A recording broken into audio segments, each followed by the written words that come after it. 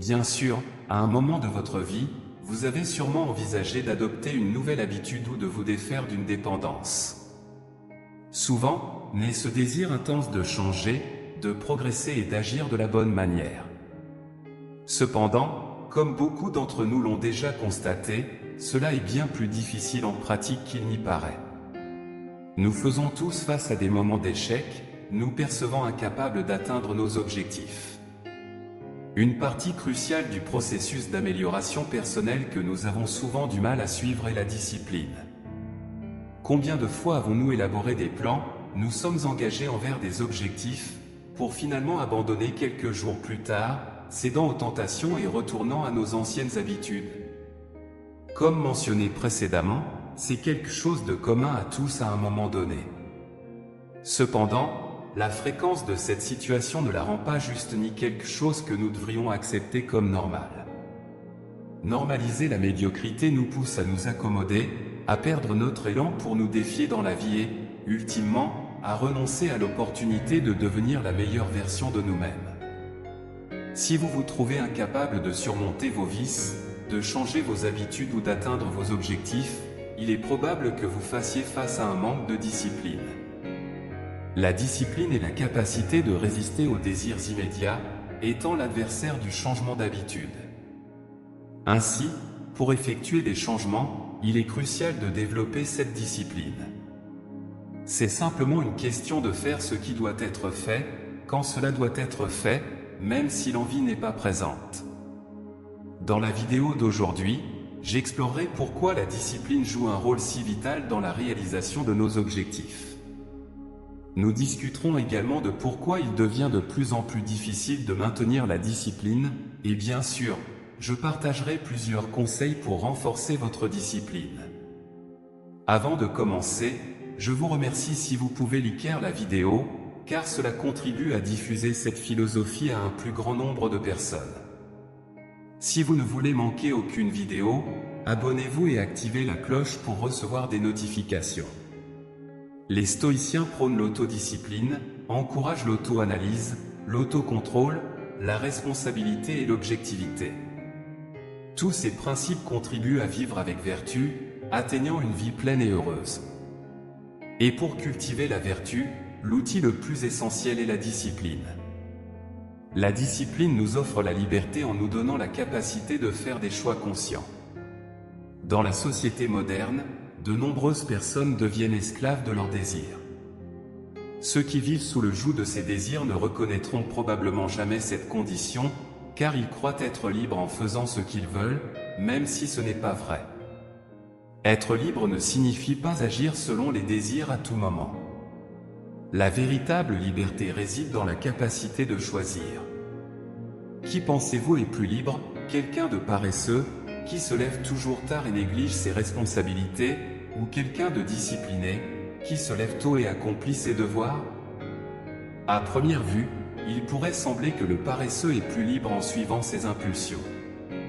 Cependant, il n'a pas la véritable capacité de choisir, car il est prisonnier de la paresse. Pendant ce temps, le discipliné, en se levant tôt et en accomplissant ses responsabilités, a la liberté de choisir son propre chemin, y compris l'option d'être plus détendu quand il le souhaite. Ou responsable. En réalité, ce choix est disponible chaque matin de sa vie. L'individu discipliné, en exerçant sa liberté de choix, choisit d'agir avec discipline, reconnaissant que c'est la bonne chose à faire. C'est là la véritable liberté, avoir la capacité de choisir d'être responsable quand c'est nécessaire et de chercher le plaisir et la détente après avoir rempli ses responsabilités. Alors que le discipliné jouit d'une vie libre, le paresseux vit prisonnier de son inactivité, sans perspective d'amélioration, trompé par une fausse sensation de liberté ou de bonheur. Cet exemple est applicable à n'importe quelle dépendance imaginable. Maintenant que nous comprenons que la discipline nous confère une plus grande liberté, il est crucial de comprendre la véritable signification d'être discipliné. Pour chaque objectif que nous nous fixons, que ce soit perdre du poids, créer une entreprise, devenir un athlète d'élite ou un musicien exceptionnel, il est impératif de travailler de manière persistante pour l'atteindre. Il ne suffit pas de s'efforcer un jour, un effort constant est nécessaire. Pour mener à bien cet effort, il est essentiel de surmonter nos impulsions. La discipline, alors, est la capacité d'agir malgré la tentation d'abandonner, se développant comme un muscle au fil du temps. Il est crucial de faire la distinction entre la discipline et la motivation. La motivation est un puissant moteur pour accomplir des tâches, mais elle est inconsistante. Elle peut surgir intensément un jour et disparaître complètement le suivant. Ainsi, une personne qui dépend uniquement de la motivation ne sera jamais en mesure d'apporter des changements significatifs dans sa vie ou d'atteindre ses objectifs. En revanche, une personne disciplinée, confrontée à l'absence de motivation, s'appuie sur la discipline pour rester sur la bonne voie. Cela la propulse continuellement vers son objectif, même dans les moments de démotivation. Un athlète d'élite a-t-il toujours envie de s'entraîner, ou un écrivain à succès a-t-il toujours envie d'écrire, ou l'entrepreneur le plus prospère est-il constamment motivé pour travailler? C'est là que la distinction entre ceux qui se contentent de peu et ceux qui cherchent à s'améliorer se révèle. Bien que tous aient envie de se détendre, tout le monde n'a pas la capacité de résister à cette impulsion. C'est à ce moment-là que la personne disciplinée se distingue, expliquant pourquoi, dans le monde moderne, il y a une pénurie de discipline. La difficulté croissante à maintenir la discipline de nos jours peut être attribuée à deux facteurs principaux. Tout d'abord, les tentations sont partout. Nous vivons entourés de nombreuses sources de tentations et de distractions, telles que la télévision et les réseaux sociaux, rivalisant constamment pour notre attention. Souvent conçues pour nous attirer et nous captiver, ces sources sont plus nombreuses que jamais grâce à Internet. Bien qu'elles ne soient pas intrinsèquement mauvaises, il est essentiel d'apprendre à gérer le temps consacré à ces activités. Deuxièmement, le manque de résistance est une conséquence de la vie moderne facilitée. Avec la commodité offerte par Amazon, Netflix, les réseaux sociaux et les livraisons rapides, nous avons moins d'occasions de pratiquer la discipline. Dans ce contexte, la discipline, tel un muscle, s'atrophie par manque d'utilisation. La satisfaction instantanée élimine progressivement les opportunités de pratiquer la discipline, entraînant une société de plus en plus impatiente, avec une capacité d'attention en déclin.